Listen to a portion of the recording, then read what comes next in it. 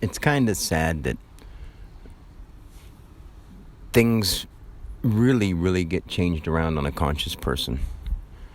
For instance, I work at a job that's one of those jobs that really goes really AWOL and anal about the seniority thing.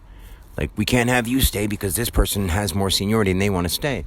Well, today they had a work kind of picnic where everyone brought food, and I don't eat the kind of food. They brought in pizza and buffalo chicken dip and donuts and crackers and cookies and stuff like that. And I'm like, it's 6 a.m. I don't eat. First of all, I'm fasting. I've been on a fast for a few days, so I'm fasting in the first place. But then I don't eat meat, and I don't eat garbage, and I don't eat that early in the morning. I haven't eaten for a few days, and I'm not saying anyone else has to do that, but whatever. So, I don't sit and I don't hang out with them. They all go out drinking. Not all of them, but some of them go out drinking together. They all talk about their football scores, and they all talk about simple, everyday, mindless stuff. And I'm not trying to say they're mindless, but I'm just saying they're distracted by mindless stuff that keeps them distracted, not thinking about what matters in the world. And that's true, whether they want to face it or not. So the end of the day comes, and we're waiting on this thing they call the air truck, and it's going to be here in about 20 minutes. And the 3 people that are staying, only one of them has been here longer than me, and I've been here at least a month longer than both of the other 2. And they know that. And the reason that they sent me home is because they said, oh, well, Jeannie, a person in another area completely, wants to stay.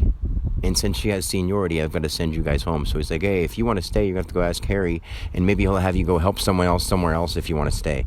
I'm like, I don't care about money. I'm like, but I was going to stay doing the job that I do best, better than these guys, but because I'm not one of your friends. And I didn't say that part. I was like, I was going to stay, and I was like, and if you weren't aware, I have more seniority than the other guys. So why am I being sent home when you just use seniority as a reason?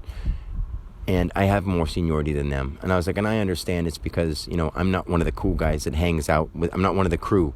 I'm not one of the homies, and I don't hang out and go drinking with you guys. And I understand that because the 3 guys there are like laughing and joking, and they all, hang out together. So since I don't do that, they even broke their own seniority rule and sent me home. I'm not going to make a big deal out of it, but I'm just saying that's the kind of stuff that really happens when you're conscious and other people aren't. Because you freak them out, and nobody knows what to say to you.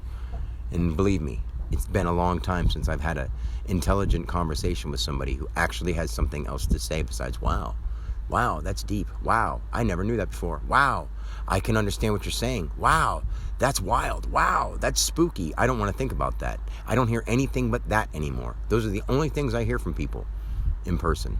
Or they just don't want to hear it because I freak them out. It's kind of crazy, and it's kind of alone and lonely. It's all the above. It's amazing that I have had this experience, but it's torture to a person who really wants to help, and nobody gives a shit.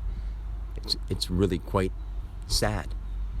But that's it for now. Peace.